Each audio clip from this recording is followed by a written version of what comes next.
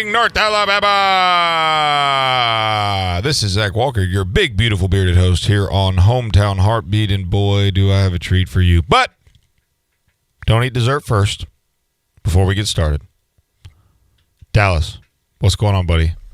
Nothing much. Another morning here. We're excited. What? Oh, Connor, did you hear that? He said we're excited. No, just the tone in his voice. Yeah, well, I mean, it's 5 o'clock in the morning. What are you gonna demand? No, it was a good thing. Connor, I feel like you're bringing some attitude to the table right now that I don't appreciate. Everybody sounds tired at 5 in the morning. Dallas didn't today. It's probably because he's been camping out up here since he skipped work the other day, He really doesn't like us bringing that up on a regular basis. I can see it in his eyeballs. If you could see it, and you should see it, by going to thehometownheartbeat.com, click at the top where it says Watch Live, and you can see my big, beautiful, bearded face right there on your screen. Facebook, YouTube, you name it. Uh-oh. Wrong. That's the wrong knob. Sorry. Trying to turn up my headphones. Okay. So I have a story for you guys. I was on Facebook the other day as a moderator for the Dale Jackson page. I was, checking out some comments. And this big bearded fella got on there and said something to the effect of, I wish people would do something instead of just talk about it. You got a big platform, by God, do something, don't just talk about it. So being the bluff caller that I think I am, I just reached out and I said, I tell you what, I'll give you an opportunity. This guy won't do this. You know what I'm saying? This guy's not. He's just Dallas, all talk, baby. All talk. That's what I was thinking, right? I'm like, man, this guy's all talk. And sure enough, before the end of the day, we spent an hour on the phone talking about it. And by God, he said, I'll drive up there from Montgomery. I'll put my money where my mouth is.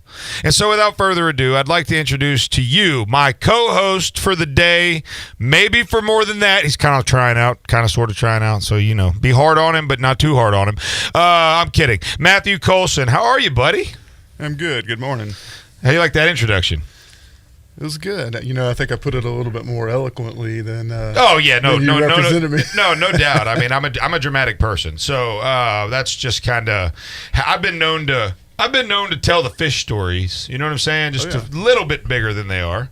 But Matthew has. He's his back. I'm not going to speak to your background. I want you to speak to your background a little bit and tell everybody who you are. And if you can't tell, he's super. No, I'm just kidding. He's going to do just fine. He's excited. We met last night and talked through some content, and it's going to be a good show today. I'm really excited for it. But Matt, tell us a little bit about your background. Well, my background, I graduated from University of Alabama, degree in business and psychology. That's terrifying. After that, I ended up running a security and consulting firm for almost a decade. I sold that, ended up selling Luda. that. My man was private security for Ludacris. Luda. It's a true story. Luda. I just like saying that. Dallas is a big rap fan. Yeah. Dallas is he's a big R&B guy. Who's your favorite rapper? He's like, J. Cole, Drake. I like smooth R&B I like style. Kanye West and Travis Scott. Those are probably my two favorite artists. I was close, J. Cole and Drake. J. Cole's good too. Drake, close. yeah, old Drake. Travis Scott's sicko mode, right? Yeah, that's him. That's him. I'm impressed by that, Matthew, because I couldn't name the first rap album, rapper, or rap song. Except for Luda. That's good.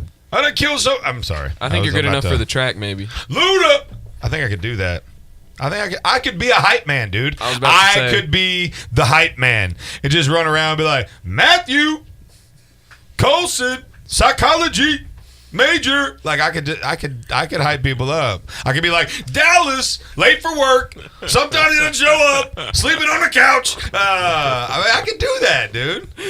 Matthew's like, what in the world have I signed up for? It's 5:09, baby. You got to bring energy to the table, and I've got that in spades. So before I interrupted you, Yeah, you got to be crazy to do this every morning. What are you thinking?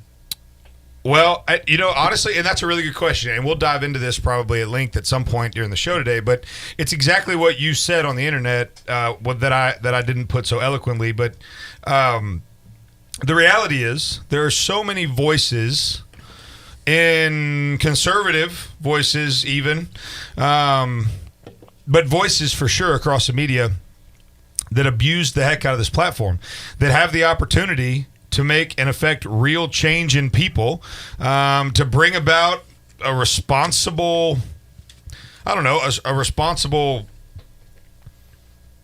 degree of accountability. And I mean, I have the opportunity to call out politicians. I have the opportunity to say things that will really affect, it's going to have some kind of effect, right? And so when the opportunity was presented, it was like, man, I would be foolish at best and disobedient at worst to not jump into this and just give it everything I had, because how many people get this opportunity?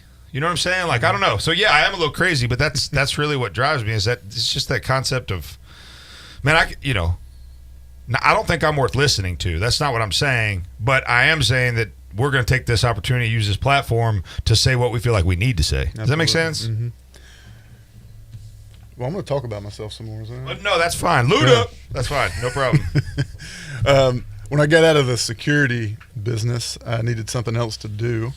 So somehow I made my way into industrial inspection, engineering consulting, mechanical integrity, that type of thing. It sounds really cool, but man, sometimes it is not very cool, and sometimes it is. And through that, I kind of got to pursue my passion of career consulting young people, doing some recruiting, and working with industry on evolving how they recruit young people. The firm I worked for was nice enough to kind of let me go out on my own and do some stuff in that area. And then, of course, I'm trying to get out and do some more social commentating, political commentating online, and really step my game up there. I'm a freelance writer, and that's kind of how you found me. I'm working on my website, and that's kind of why I'm here, to chat with you, maybe expand to get on here and spit that hot fire. That's right. To bring that truth to the table. No, that's awesome, man. And honestly, I tell people this all the time, and they don't believe me, but it's like I will literally say yes to anybody right now, because we are growing just like you're talking about, like you're growing. Like we were on there for 7. What's today? Number 8, I guess. 5, and then Monday, Tuesday. Yeah, so number 9. Wait, it is Thursday, right? I'm going to the beach tomorrow, Luda. But it's one of those things right now where we're like, dude, we don't have, like, I'm not a voice. Like, I'm a mouth, but I'm not a voice. Like, a mouth talks, a voice is heard. Does that make sense? Mm-hmm. It's different to, like, when I hear something, it's different than you have to listen intentionally to hear. And so we want to be heard, but right now, we're just a mouth. And so it's one of those things where when people, especially young people that have the passion to do what we're doing right now, when they step up and say, I'll give this a go, like, we don't say no, because honestly, like, scale of 1 to 10, how scary was this? Just the thought of potentially getting on a radio show where you didn't know anybody there, putting yourself out there. You obviously listened to the show at some point, so you've heard us, and you're in Montgomery, which, by the way, he really did get in the car, drive from Montgomery, stay in a hotel last night because he did want to put his money where his mouth was, which I, for one, think is fantastic. But it's a scary concept to put yourself out there like this. Oh yeah, I'm super nervous. Yeah, and I'm I've never done this before, and I'm all hopped up on Bang. Yeah, he's over right here. now. He bang. So see what I did there? So when I offend your entire listener base here, I just y'all know that it's the Bang talking. You can't offend my listener base. They listen to me every day. Maybe Rich, but when I started putting myself out there, Zach, it got me to thinking about how I analyze current events, politics, ideas, and it came to be from really early on me being wrong a lot, and I don't like being wrong. And so it kind of forced me to develop a way of going about thinking about things. It's called free thinking. And, of course, that's nothing new. That's been around for a long time, since the 17th century. But I like to think that I developed my own methodology of breaking things down, which I call the philosophy of free think. This guy's got some really cool ideas on this thing, man. He really does. He's got some ideas that, like, I mean, he incorporated World War Z into his thinking. No, I'm kidding. World War Z. Never mind. Inside joke. Sorry. But no, it's definitely going to be a good day. It's definitely going to be a good morning. Matthew will get warmed up here for. He's still nervous, but we're just going to keep saying Luda until he's not nervous anymore. You're listening to Hometown Heartbeat on WVNN. I'm here with guest co-host Matthew Colson, and I am Zach Walker, your big, beautiful bearded host. We will be right back.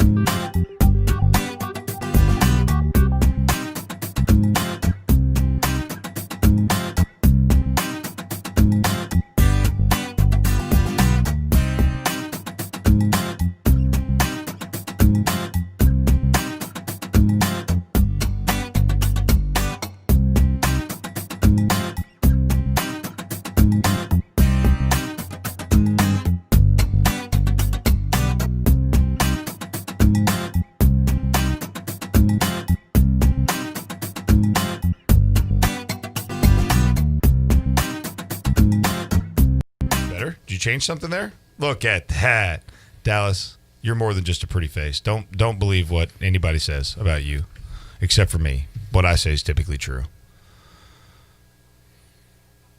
Oh, I didn't know I was supposed to say. Thank you. Well, I just wanted to let you have that awkward moment of pause while everyone was waiting for you to talk, and usually I would like jump in and cover that, but like your face was too good, so I just kind of sat there for a second. Well, I appreciate it.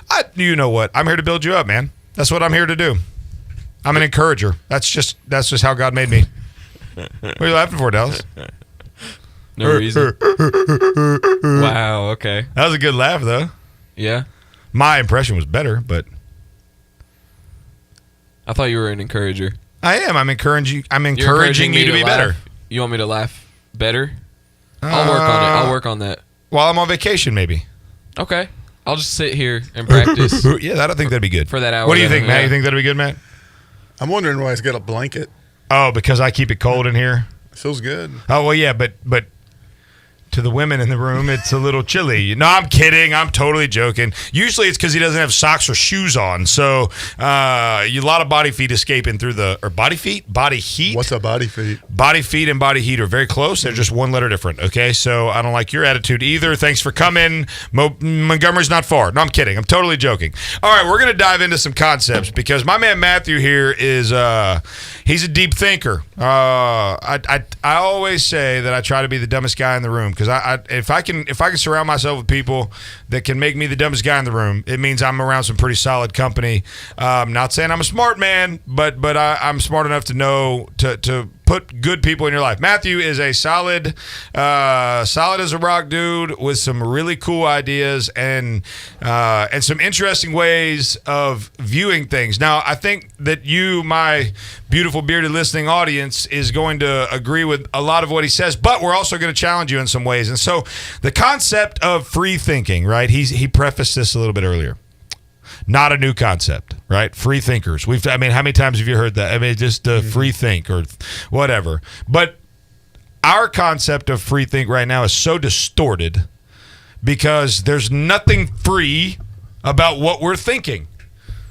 We are sheep that are led in a lot of ways by people like me who have a platform, who are willing to get up here and say just about anything, typically for an agenda. I'm not saying me, I'm not that guy, but a lot of the media becomes this agenda driven, and so what do they talk about, the place of what is it in college is something of ideas. What's the term I'm looking for?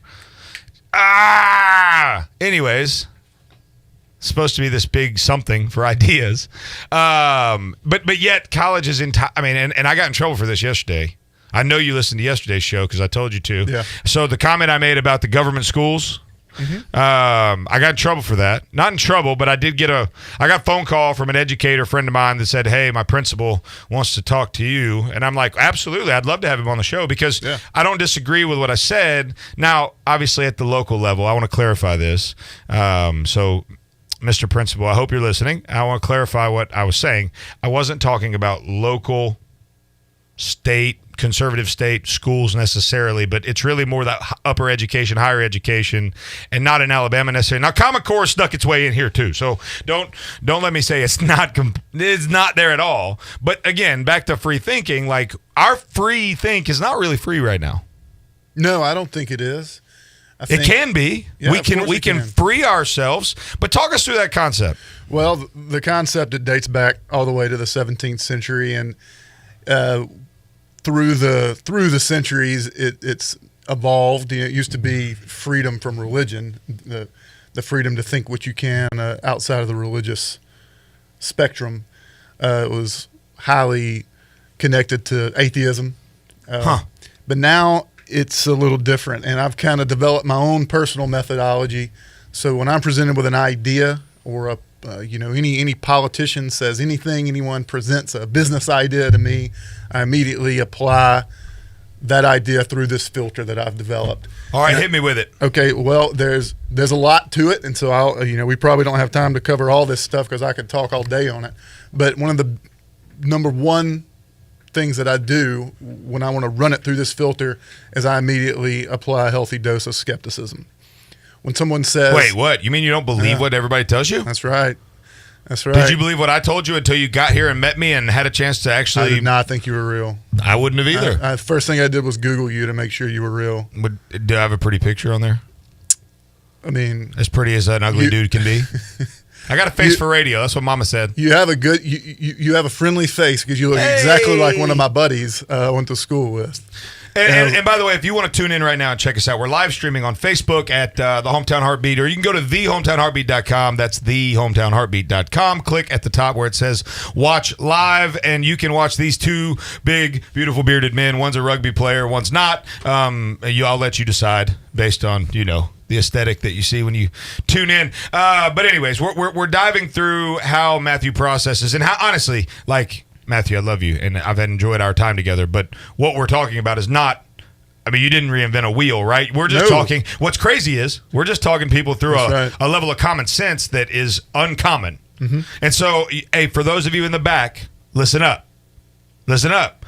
First thing we do when we hear something is apply a healthy dose of skepticism. What's step number 2? Unheard of. Well, I said earlier that one of the reasons I developed this way of thinking and studied it is because I was wrong a lot.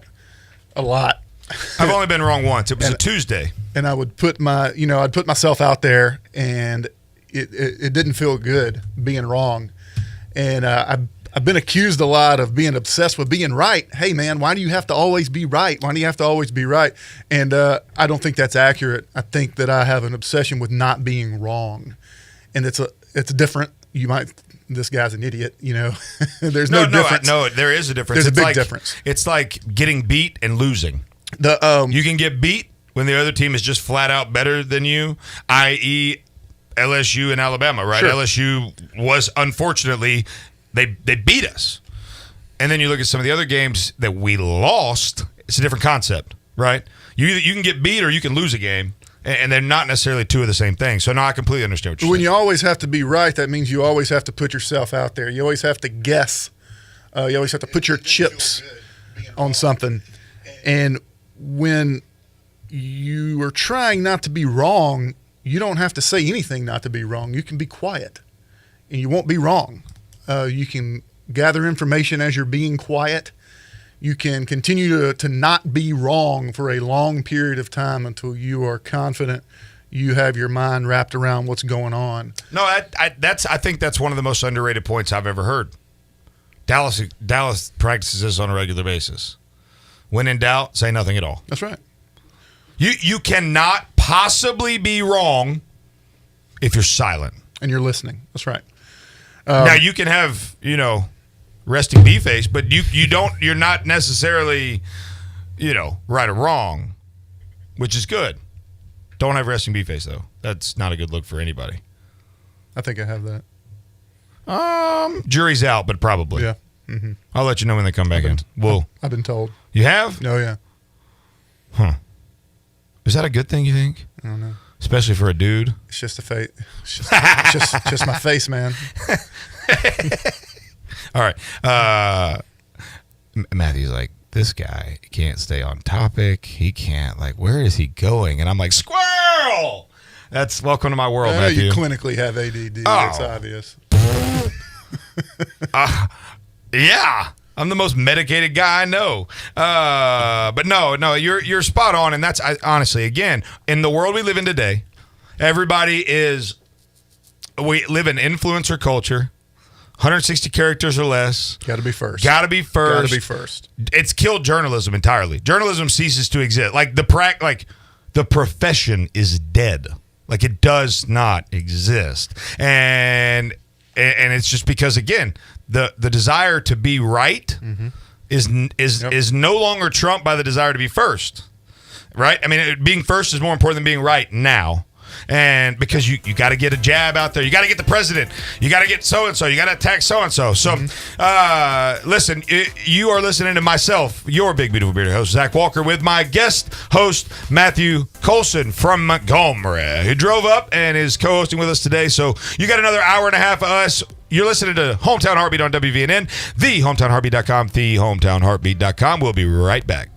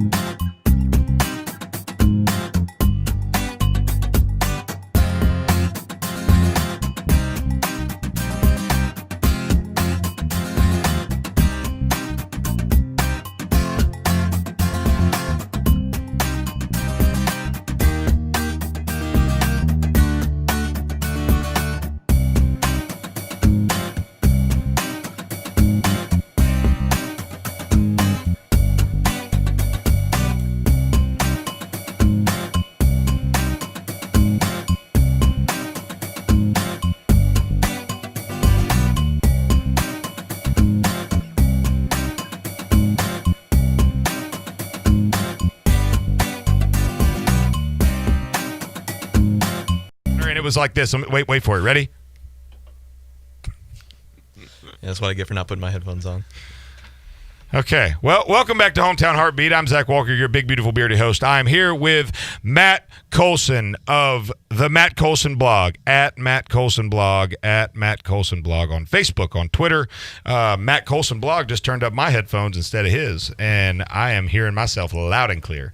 But no, we are talking through the concept of free think, which is not a revolutionary concept by any stretch, but in today's society where common sense doesn't exist at all. It's like a superpower. It is. That's a little Rick and Bubba there, but I love it. And so listen, as we walk through this, if you want to call and touch on any of the things we're talking about, it's 1-866-494-WVNN, or comment on Facebook at our live stream, or YouTube on our live stream. Go to thehometownheartbeat.com, go to the top, click watch live or listen live.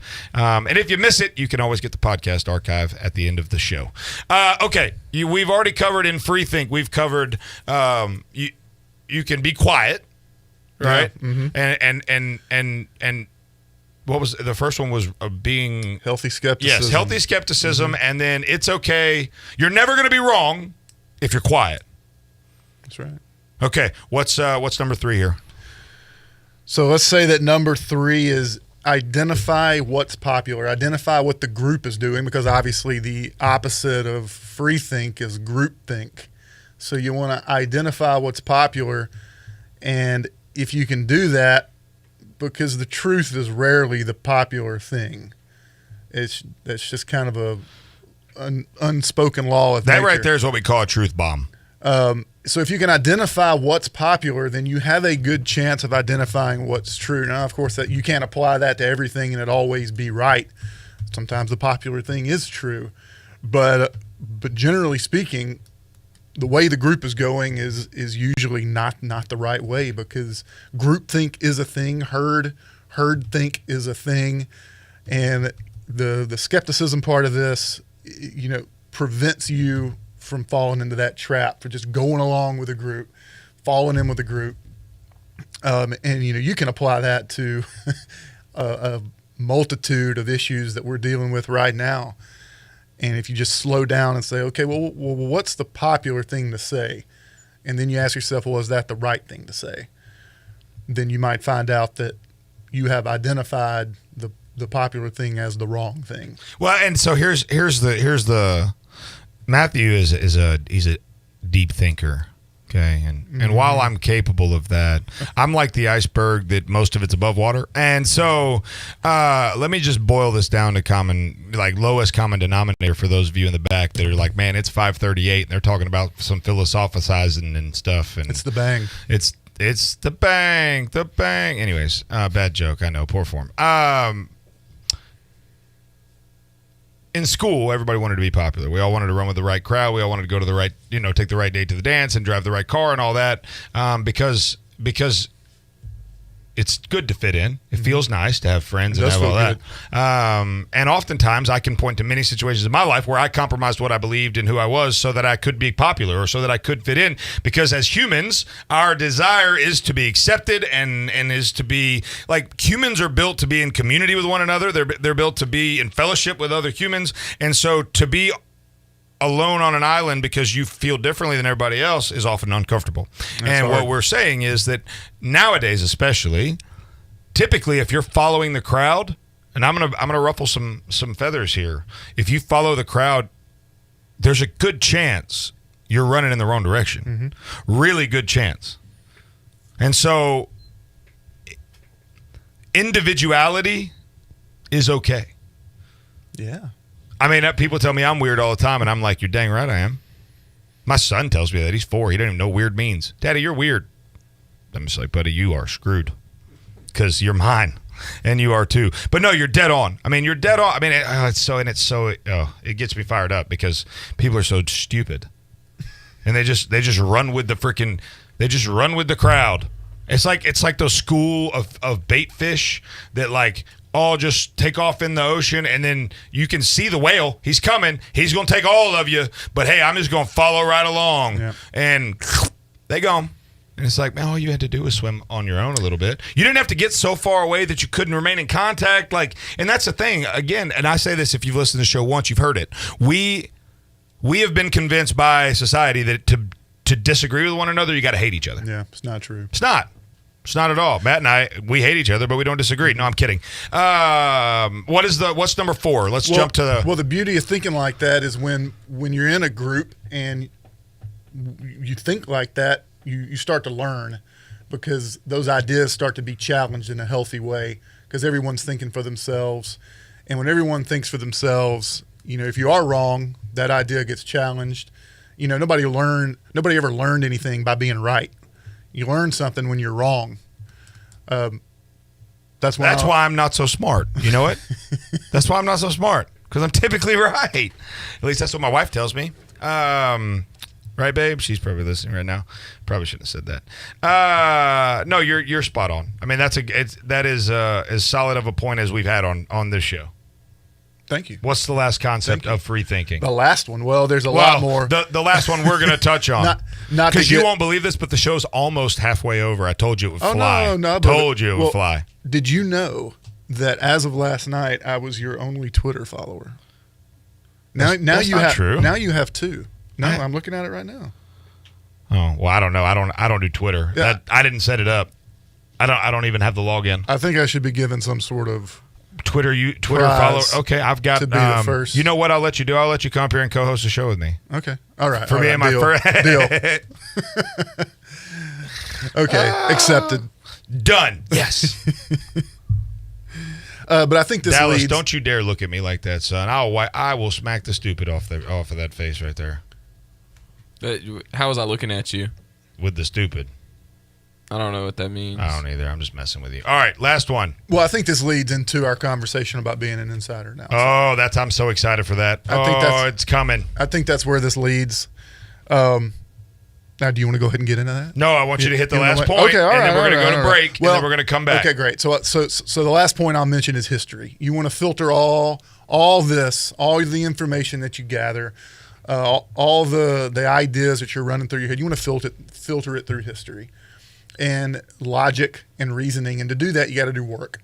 You can't be lazy because... No, I think I'd rather just delete history and act like it didn't happen. Getting on Twitter and putting out your hot take, that's easy. It's hard to study history. Has this happened before? How did it happen? How does it apply to now? Do we need to be doing something different now? How did it work out the first time or the second time or the third time? Some of the books I'm currently reading, The Fall and Decline of the Roman Empire, you would be surprised back in 300 AD how many of these same exact issues we're dealing with today they were dealing with then. These same exact issues, all the way down to the tearing down of monuments, all the way down to that. Taxation, welfare, you name it, they were dealing with it. No, you're exactly right. And that's what we've been talking about for the last week is this. And if you listened to the show yesterday, I caught a bunch of heat over it. What I said about the rebel flag, the battle flag, or whatever. In fact, and I told the gentleman I would mention it. I got a call from a gentleman who, by the way, if you are listening to me right now and you feel the need to reach out and correct me or debate me or encourage whatever, I promise you will not go unengaged. Every message I get, I will reply to. Every comment I will reply to. We're not going to be the show that is above being approached and above. I mean, we will be above reproach, but we want to interact with you. And so this gentleman, and I told him I would let him. We're going to touch this when we come back because we need to get to a break. But you're dead on in terms of history being a barometer by which, if we don't know what happened, we're more than likely going to go right back where we were. Mm-hmm. Because really, it's like a big circle. It's a circle. It's a circle. Yeah, history doesn't always repeat itself, but it rhymes. No, I didn't get anything. Nobody's seen that. Oh my goodness. You talking about True Detective? No. Oh my god. It's a circle. Life is a circle. Life is a circle. It's when it's Adam Sandler and Kevin James. That movie where they Grown Ups? No. Where they pretend to be married. Is Yep. that- yeah. Yeah, that's it. And then the you can do it guy from because you know that guy from Waterboy, he's in every Adam Sandler movie that exists. Rob Snyder. Bingo. And so he's like, when he's marrying him, he keeps saying, "Life's a circle. It's a circle." And it's you could tell it wasn't scripted. And Adam Sandler has a hard time keeping composed, and it's one of the funniest scenes ever. So I'm glad I wasted 2 minutes telling you about a movie that you know that no one's seen, but I have, and we're done, and so we can't change that now. The last thing that I'll say about what you're talking about that I would add is you have to apply the lens of the gospel to everything, and I would put that at number one. We'll touch a little bit of that when we come back. You're listening to Hometown Heartbeat on WVNN with our guest host, Matt Colson of the @Matt Colson blog on Facebook and Twitter. You're listening to WVNN. We will be right back.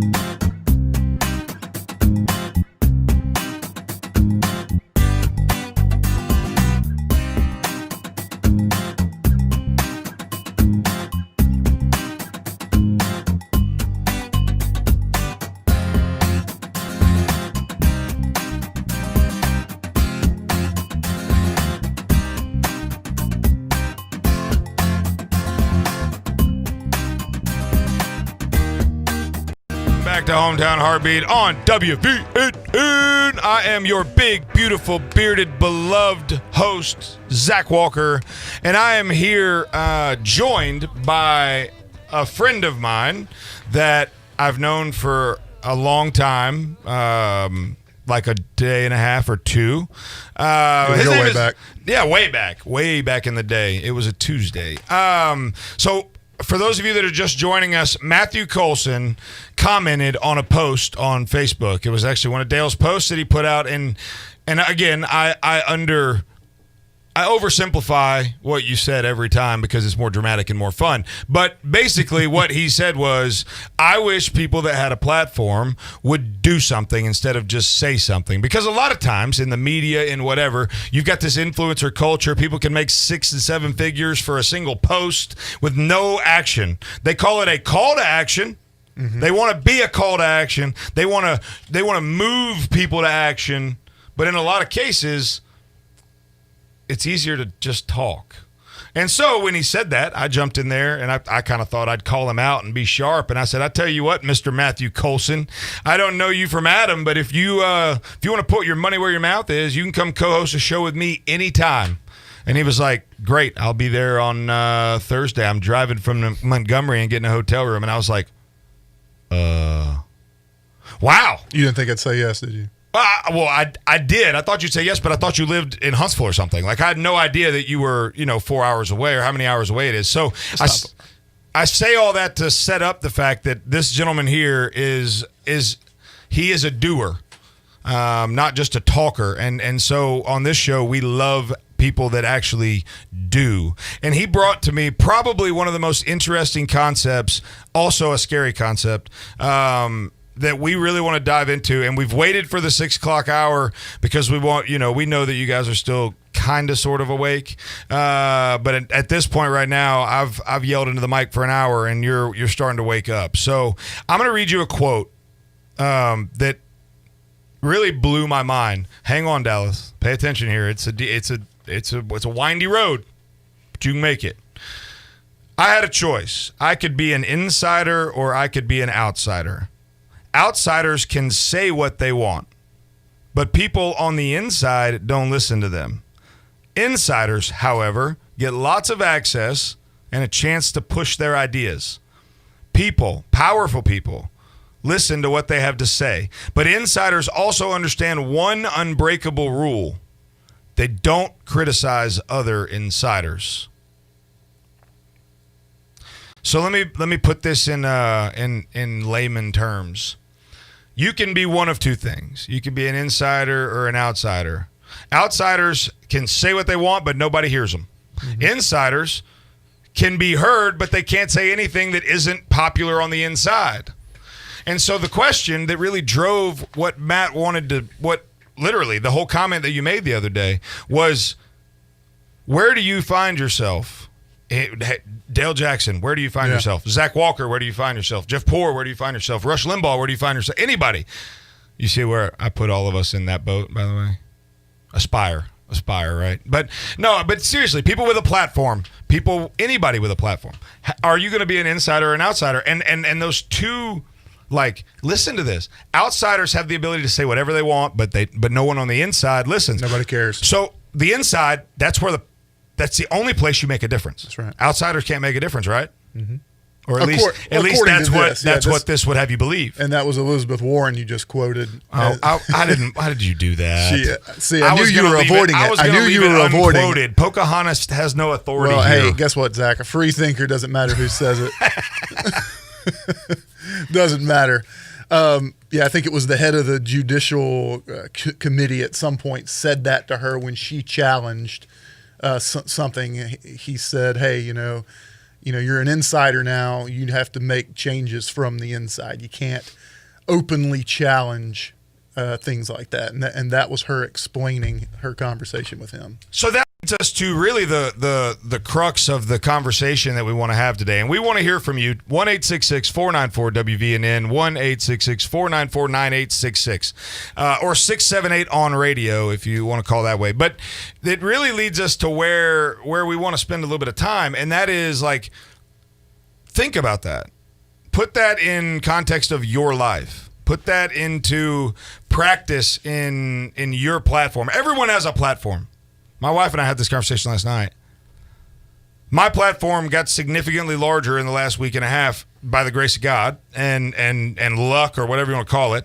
But before that, I still had my platform. And before I had a podcast, I had a platform. I was a baseball coach. And young men across this area had come to call me coach, and they leaned on me and they trusted me and they mentored me, or they were mentored by me. Like, everyone has a platform. Every single person has a platform from which to affect change. Mm-hmm. Agree. But are you going to be an insider or an outsider? And do you think, is this true or not? I mean, What do you think? I think there is definitely some truth to it. I can see it in my own life. I mean, just having the the long, deep conversations you and I've had across our long relationship, I can tell that you have kind of thought about this, whether you knew it or not, in the past. Oh man, yeah, Mm-hmm. yeah, and I think anybody who, all right, if you're a two-party politic guy, if you're a Republican or a Demo, if you're a Rhino, or if you're the Swamp, and you don't want to hear that, but if that's you, like,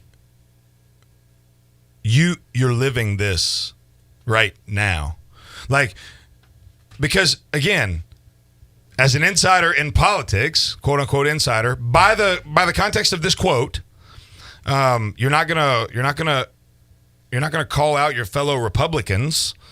You're not gonna call out those on your team or alleged team, because that's not, insiders don't get insiders, right? And honestly, I think that's probably where it's truest, is in like, no term limits, do what we want, supposed to be a public servant, come into this with, look at Hillary Clinton, for example, come into this with no money, real assets, no anything, and then when they leave public service, multi-millionaire on a salary of $100,000 a year, whatever it is. Like, I mean, it's the most evidential insider concept in the world, and oftentimes we feel like, man, we can't change it. Mm-hmm. I tell people that all the time. You can't, because listen, you cannot change the two-party system without significant action within it. Exactly. And that's what, I mean, for instance, if you're a Bernie supporter, right, and you wanted to see that happen, it wasn't gonna happen unless there was significant action from inside. And that's where, when we come back from the break, that's where we'll settle in and spend some time, because honestly, like, in November we have an opportunity. And it's not the presidential race. Like, that is an opportunity, but there are opportunities across the board that I don't think people give enough attention to politically. I think everybody's like, oh, well, presidential election. I'm like, no. Local politics matters more than, there's nothing that'll affect your day-to-day life more than who is your mayor, who's your city council, who is your, and people think, well, that's all, little politics. That's the good old boys club. How many times have you heard that in Alabama? Oh, yeah. Oh, it's just a good old boys club. You can beat that if you act and call to act and form a group of people to act. And that's what you and I have come together to do today and talk about. So when we come back, we're going to talk about, how do we make a change? How do you do something different? How do you, Matt's going to walk us through that. So you are listening to the Hometown Heartbeat on WVNN. I'm Zach Walker, your big, beautiful, bearded host, with Matt Colson at Matt Colson Blog on Facebook. We'll be right back.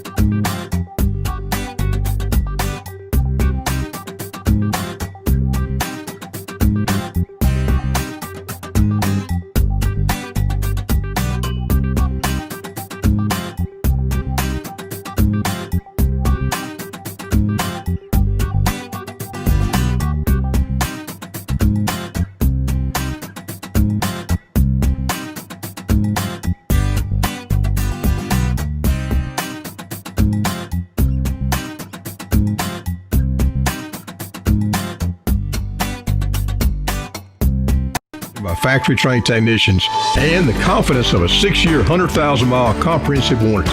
RayPearman.com and Ray Pearman Lincoln, Huntsville, where trust is a family.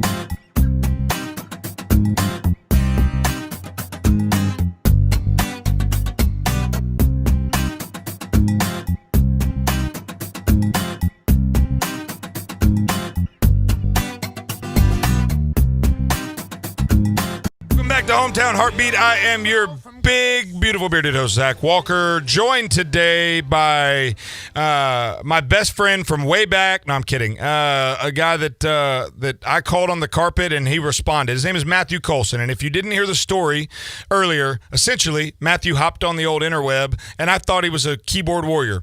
To be honest with you, I mean, if we're gonna speak candidly, he knows this. I'm not saying anything he doesn't know. But he basically said, man, I wish you talkers would do. I wish you guys that had something to say and a platform to say it would follow it up with some action. And I said, okay, Mr. Colson, I will see your comment and raise you an opportunity. And I said, if you feel so passionately about that, why don't you get in your freaking car and come up here and host with me? And it wasn't that abrasive. Neither of us were. That's just better story that way. And sure enough, the son of a gun got in his truck and drove up from Montgomery, stayed in a hotel last night, and came to be with us this morning. And so, ton of respect for the guy. I've found myself really enjoying our conversation. We spent a few hours together last night talking through some of this stuff. Stayed up way later than we should have to go to bed to wake up at 3:30. But here we are today, and we are currently discussing the insider-outsider debate. And if you missed it, basically the concept is insiders can actually affect change, but they can't really criticize other insiders, whereas outsiders can say whatever they want and attack whoever they want and attempt to hold anybody accountable, but they can't affect real change. At least that's the assertion that we're operating under and kind of dissecting. So with all that said, how do we apply that, Matt? Like how do we take that and say, okay, November's coming.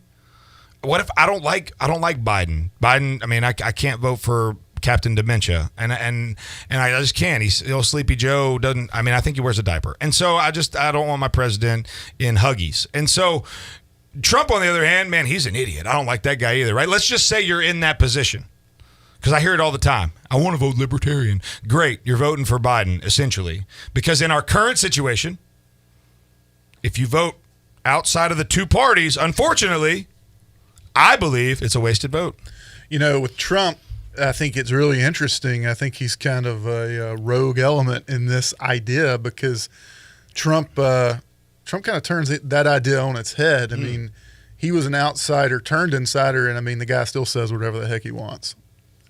He's going to start World War III on Twitter. He says whatever the heck he wants. It criticizes whoever the heck he wants. He kind of turns this idea on its head. He was the darling of the left before he ran for president on a Republican ticket. Isn't that funny? Yeah.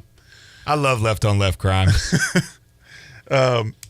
So, in the context of what we were talking about, Zach, insider versus outsider and these social commentators, I called Dale out as just one of them, because I do follow Dale on social media, along with a lot of other people like Ben Shapiro, Jesse Kelly, Ashley St. Clair. And these people have hundreds of thousands, or in the case of like Ben Shapiro, he has over 1 million Twitter followers.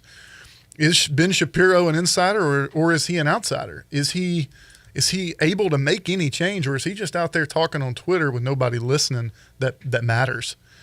So, I think it's going to take people like Shapiro and like Dale, these people like Alex Berenson, formerly of the New York Times, to stop only being talking heads and put their feet where their mouth is. I mean, to put their money where their mouth is. Put rubber to the road. So how do you do that, though? But how do you do that?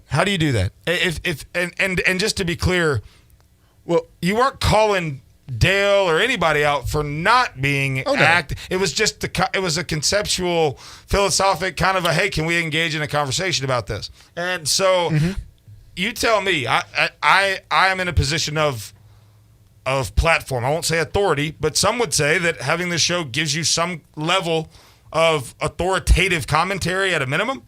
So how would you walk me through how I would do that? Like, first of all, am I an insider or am I an outsider? By this metric. I can't tell you that. Okay. Only you can. I think only you can decide that, and what level of change that you think you can make within the system. And Well, for anybody that knows me, they know dang well I will never be an insider. I'm the anti-insider through and through to my core. I'm a disruptor by nature in business and in commentary, right? I think disruptors have a really important role to play in our system. You can have a really strong opinion. You can have thousands or even hundreds of thousands of people agree with your opinion. But what are you doing with that following? Are you getting on here only talking to them, or are you organizing a demonstration? Peaceful demonstrations are a lost art, in my opinion. Oh yeah, because nowadays we just burn the city to the ground, and call it a day. Mm-hmm. And it's not very strategic. I mean, you can really affect change. No, look at the Black Lives Matter movement, right? And look at, first of all, hey, black people, don't let white people patronize you anymore, okay? Black Lives Matter, that money goes straight to white Democrats, just so you know. But anyways, there was, dude, for the first time since maybe 9/11, the country was 100% unified behind George Floyd. Without question, I did not know a single person that said, you know what, that guy deserved that. That cop's probably good people. Like, he was murdered. He was murdered. And we watched it happen. It was a sad, and everybody was on the same page. Do you remember 9/11 when it happened? You got Sammy Sosa running around the bases with a flag in his hand, and just the country came together in a way that was unbelievable. Now, it didn't last, but it came together for a while. We had that same opportunity here, real opportunity for change. And if the Black Lives movement wanted to peacefully protest and really get their point across, like, I would have gone and marched and protested alongside any one of them any day of the week. It's a huge point, and they missed an opportunity. Assuming if we take for granted that they are an actor in good faith, and they say they want to end systemic racism in the United States, let's just assume that's their goal, and they are a good faith actor within that goal. I don't think their strategy has been effective at all. In fact, I think it's miserably failed. According to insurance experts and city officials, the protests and riots that followed the death of George Floyd could be the costliest civil unrest in the history of the United States. The CEO of Property Claim Services, what a name, Johannesmeyer. That's a good last name. Dang, it's Johannesmeyer. I might name my next dog that. He said, quote, "The riots in the Minneapolis area are the first riot and civil disorder event designated by PCS since 2015. And before this, the most expensive civil unrest was LA 92. Everybody remembers that. George Floyd was expected, the protesting and damage is expected to top $500 million in Minneapolis alone. Yeah, it's going to be generations before those places economically develop. And so again, we circle back. We would have all come alongside you, walked, marched, asserted our platform for change. Because again, we all have one. But insiders and their agenda became more important than the message and real goal itself. And I believe that the insiders that we're talking about here that the group of insiders that we're fighting right now is the Trump hating inside. Like that, there is a hatred for our president unlike anything I've ever seen. Probably unjustly. No, definitely unjustly. The man's not done, he's never been a racist. There's a lot of things that people say about him that's just untrue. And I believe that the mess we're in right now is this very thing. It's insiders on their side that they won't admit any fault of their own, but they're more than happy to destroy insiders of a different, as opposed to, I mean, for those of you in the back that can't hear me, I need you to listen. The way our system was built, two parties, they could form their own platforms and opinions, but working together for the good of the country. Coming to think of marriage, for instance. My wife and I don't agree on everything, but for the good of our son, we put our heads together, and sometimes I make a compromise and she makes and we might decide to punish him differently or discipline him this way. We don't always agree, but our goal is our son. In the same way, our system was designed for politicians to come together for the good of their people and affect the most amount of change possible within the system. That requires compromise. That requires some level, but it's not happening because of the hatred and the divisive nature of, my opinion, the media. Yeah, it was up to Black Lives Matter to position themselves with moral authority and to present a movement to the American people that everybody could get behind. And they didn't do that. I wrote a piece that's on my Facebook page, at Matt Colson Blog on Facebook, and I called it The Strategy of the Racist American Narrative. And within that, I put forth just a simple idea. And it was just an example. What if Black Lives Matter had come out and they had said, okay, what we're going to do is we're going to promote sit-ins at all our state capitals every Saturday of every month for one whole year. And they're going to be peaceful sit-ins, and they're going to have a slogan. And their slogan is going to be, "Our pain is seen in silence." There is no way that movement could be seen as violent, and it would separate. If violent actors penetrated that, you could tell the difference between those two who's standing up? movements. I mean, seriously. You nailed it. I know that sounds silly, but that's what when you organize, you want to separate yourself from people who would use your organization against you. And to be fair, it would hijack it. And to be fair, the BLM movement was hijacked by a lot of white people, to be honest with you, that just wanted to be anarchist and crazy. And because in anarchy, and that's Black Lives Matter's fault. Yeah, absolutely, it is. They should. You have to be able to cull your own nuts. If I get on here and Dallas says something absurd, it's my fault. It's my responsibility to take care of my organization and my people. I'm ultimately responsible for what this show says and does. If you, as a stranger, complete stranger and a guest, you come on here and you start talking absolute craziness, it's my responsibility to stop you and say, in fact, I did it yesterday with a caller, right? I mean, we're not going to allow that to move forward. That's a decision we've made because we want our platform to have real meaning and consistency.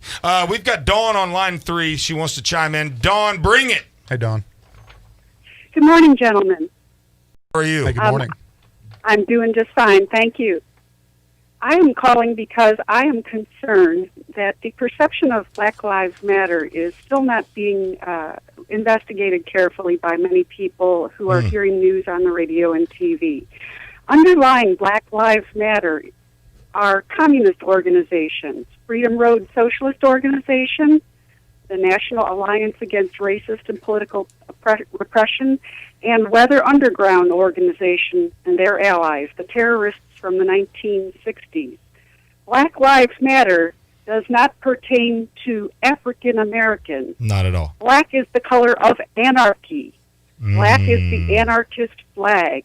Black Lives Matter is an anarchist movement. It is intended not to, quote-unquote, be hijacked. It is designed to combine street protests with embedded anarchy. So I would say thank you for your call, Dawn. I would say that I agree with you in part, and I would say that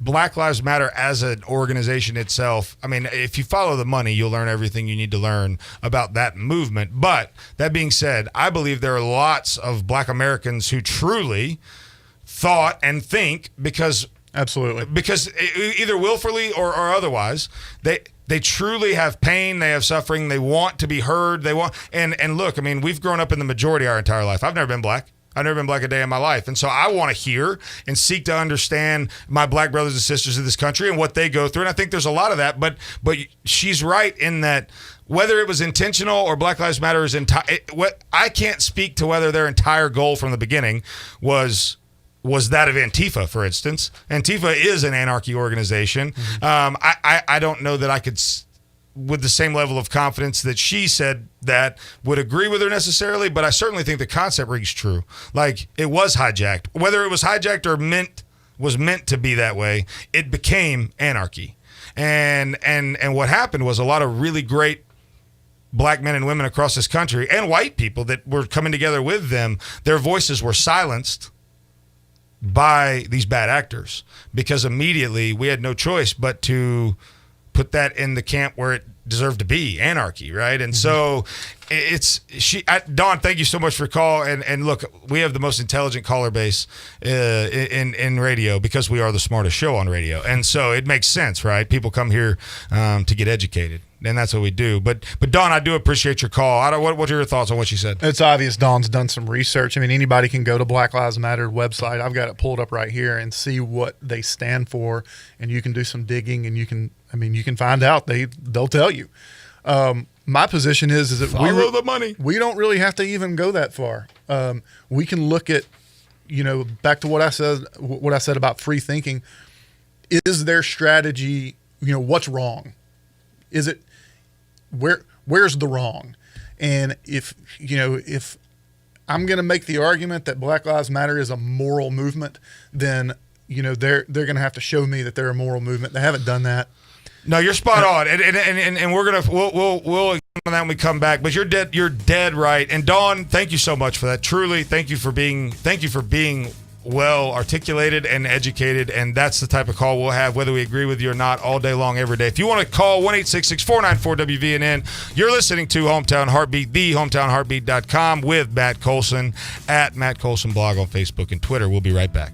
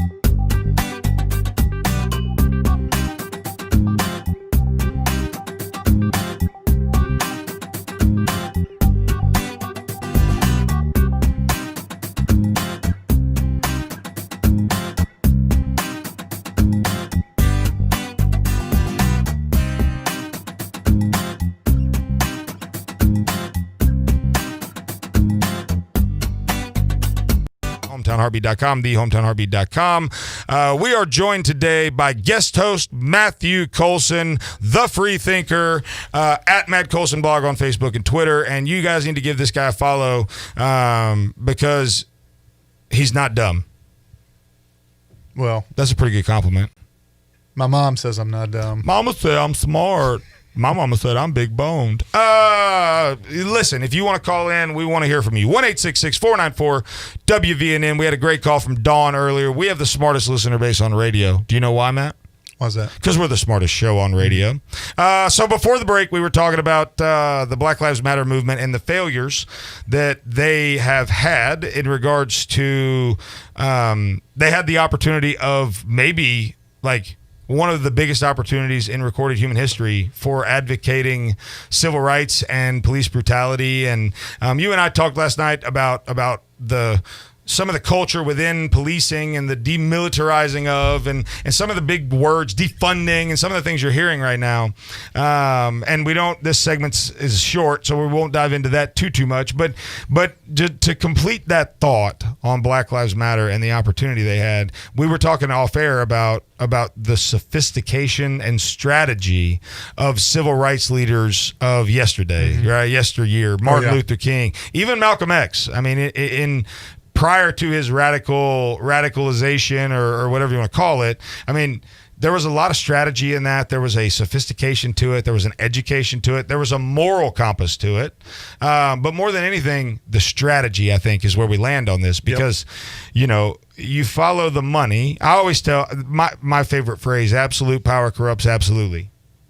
And I think I came up with that. I don't know if I did or didn't. Was that you? But I mean, I've not heard it anywhere. And when I said it, somebody was like, "Was that you?" And I'm like, "Well, I tried to find it, and I haven't." So maybe I came up with that. A lot of people are ripping that off. You need to look into that. Maybe I did. I may or may not be a. Never mind. I was going to make a bad joke. But look, at the end of the day, you're right.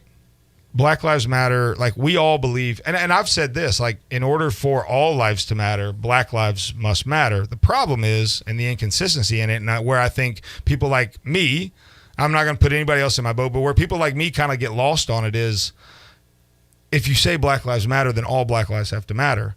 Aborted Black lives have to matter. Chicago Black lives that are killed at the hands of black thugs and criminals have to matter. The retired police chief in St. Louis who died at the hands of another black man protecting a piece of property, his life has to matter. We had a story from Fox the other day where a black gentleman in L.A. was murdered by illegal immigrants, and he reached out to all the black leaders in the community and was told, suffer in silence because your son's murder doesn't meet our agenda. And I think that's in the last part of this segment, I want you to address that. Like the strategy, the opportunity, the missed, a golden opportunity. How did they miss the mark? I mean, what put us at this point? Well, Black Lives Matter, if you go on their website and you just look at reality, you can see that they've taken a very offensive strategy. It's very offensive. Violence, it's hard to separate them from a movement of violence, and you have to. Yeah, well, and you're right, and again, like follow the money, look at the organization, and look. I'll tell people this all the time. If you do your research on if I give to a charity or a movement of any kind, I always go look at who they are. Are they a 501? If they're a 501, their books are public. If they are, where's the money going? Veterans organizations, for instance, that 20% of the money actually goes to the veterans. Like, I'm going to go find that out. I'm going to do my research. I'm going to give my money to people that I believe in, right? And so in that same way, like where did they miss the mark here? Well, what should they have done? Separating themselves from anyone who would hijack their movement. They did not do that. There's no way that an outsider can look at their movement and separate them out and say this is the moral side of Black Lives Matter and everybody else is over here on this other side, because they have made that distinction. Well, and look, at the end of the day, we all agree Black Lives Matter. It's not the concept we're disagreeing with. No. It's the specific organization That's their of strategy. that Yeah. movement that we disagree with. So listen, you're listening to WVNN. This is Hometown Heartbeat. I am your big beautiful beard host, Zach Walker, joined today by Matthew Colson at the Matt Colson blog on Facebook and Twitter. We'll be right back.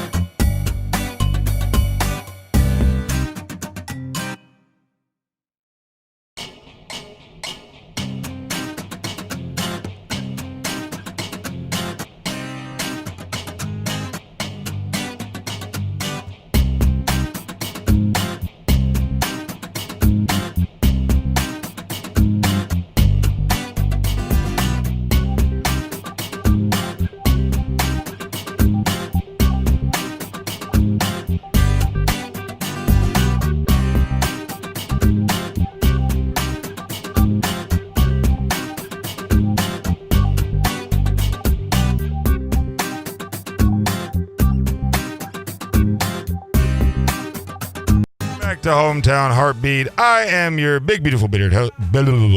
English is tough. Big, beautiful bearded host, Zach Walker, joined today by Matthew Colson, the man, the myth, the legend, a national treasure at Matt Colson Blog on Facebook and Twitter. It wouldn't be a show without Rich from Huntsville. And Matt, I want you to experience this. Rich, bring it in, man. Hey, morning, fellas. How are you, buddy? Hey, good morning, Rich. I'm well. So look, man, Black Americans are the ultimate outsiders. And what we need to do is we need to set aside our politics and we need to set aside our religion and create one united black front, because for everything that black people have done for America, we should have our own nation like Israel. Mm-hmm. So how are we going to do that, Rich?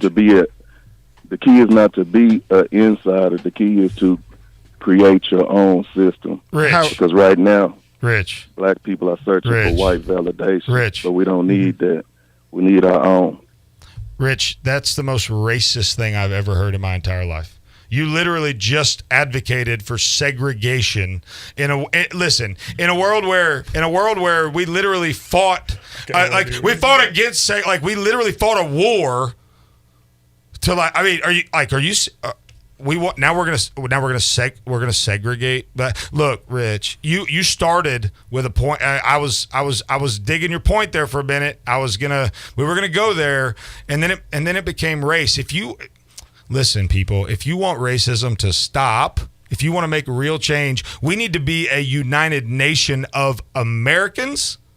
And setting aside your religion, fine, but you can't set Jesus aside. Religion needs to be set aside. I'll agree with you there, but I don't. Israel is a nation of.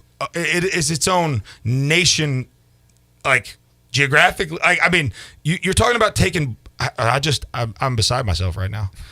I think there was some truth to what he said. In what way? I think he might have been on to something.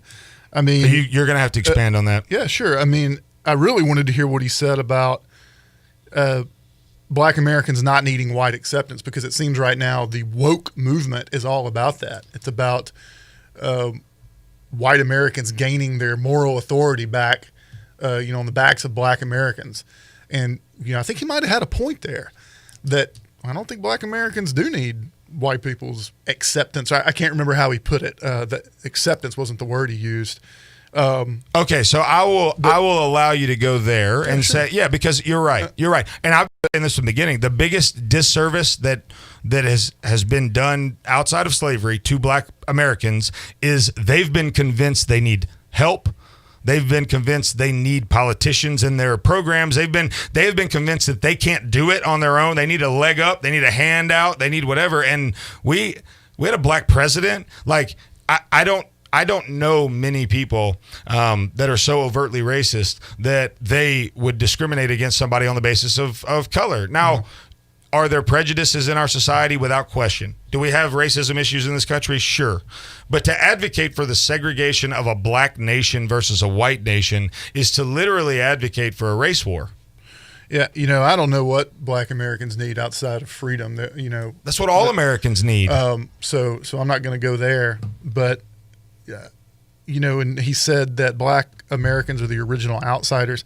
I think there's a point there. I don't disagree with that at all, and that's what I was saying. I wanted him to go with that. Now, as far as the whole segregating into another country, I would have loved to have heard what his ideas are there.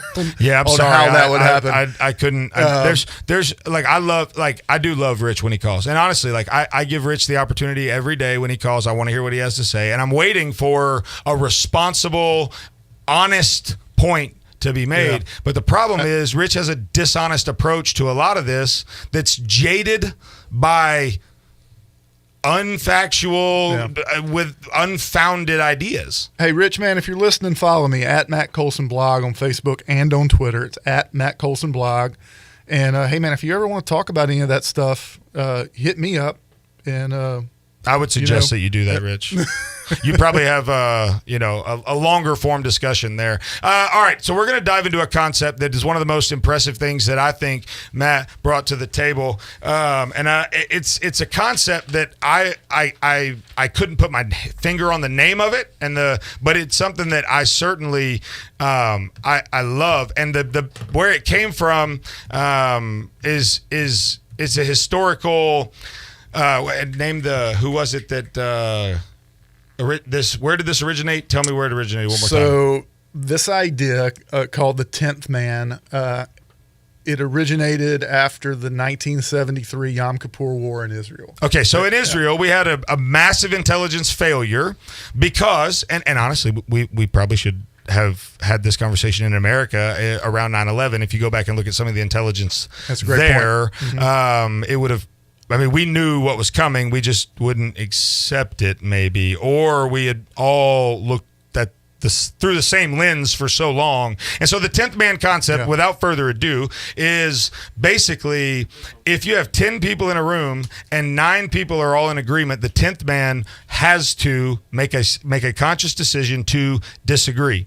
And some would call it devil's advocate, some would call it whatever. We exercise this practice in business all the time, my partner and I, and it's only 2 men in a room. So whatever position one guy takes, the other guy takes an opposing position to flesh out the realities and the truth of the situation. And so I want to talk about this because it is something that it's something that could change the way we as people approach everything. It's how we should approach our politics, how we should approach our marriages, our lives, our whatever. Because differing opinions is how you gain knowledge, perspective, depth of understanding. Everybody talks about a yes man. You don't want a yes man. Some people do want a yes man because they don't want to be disagreed with. But guys like you and I, free thinkers, we want to listen to opposing views. Because that's how I learn.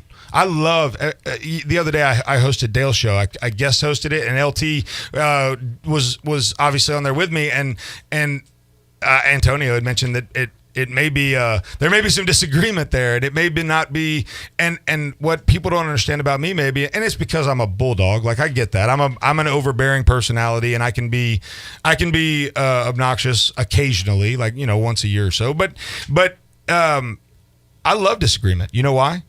Because I learn. I hear somebody, and I'm intelligent enough, and I love people enough that I want to know your experience as an American, as a black American. I want to know what it's like. I don't understand it. I want to hear from those who say that democratic socialism might work again. And I want to understand that, even though the facts don't support it and history would absolutely destroy it. I want to understand why you believe that, so that I can have a depth of understanding about other ideas and concepts. Because guess what? My ideas are shaped by people that sound a lot like me. Because people identify and flock to and are attracted to like-minded people. The danger in that is you never hear the opposite side. Mm-hmm. And you become so one-sided that for a long time I stayed out of politics, hated it. I still do, really. But I listened to one radio show all the time. I listened to Rick and Bubba nonstop. And I was driving down the road one day, and I realized that I was regurgitating to a buddy of mine the exact platform that Rick and Bubba articulated on a daily basis, because it was the only place that I heard anything about politics. And subconsciously, without even thinking about it, my entire view of politics was shaped by one commentator, because I was willfully ignorant to the opposing view. Mm-hmm. And when we come back from break, we're going to dive into that a little bit. I mean, I think that we need to get some calls on the 10th man, but I mean, I love this. Yeah, it's really interesting. It's unbelievable.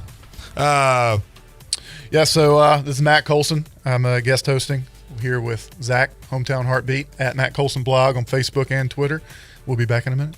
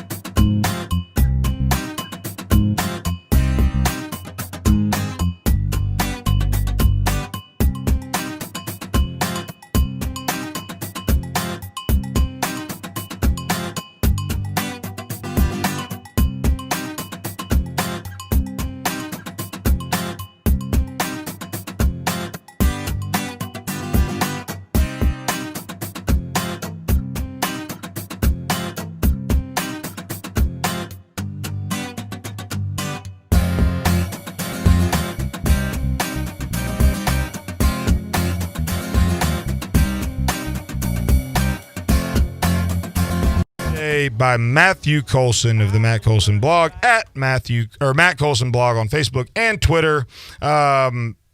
We had no idea how this was going to go. Complete strangers. My man put a call down. Money where his mouth was, and I had no idea whether he would do it or not. And I tell you what, man, I'm super thankful that you joined me today, and I hope you'll do it again because we need more people like you. We talked to Mo Brooks the other day. I think I told you about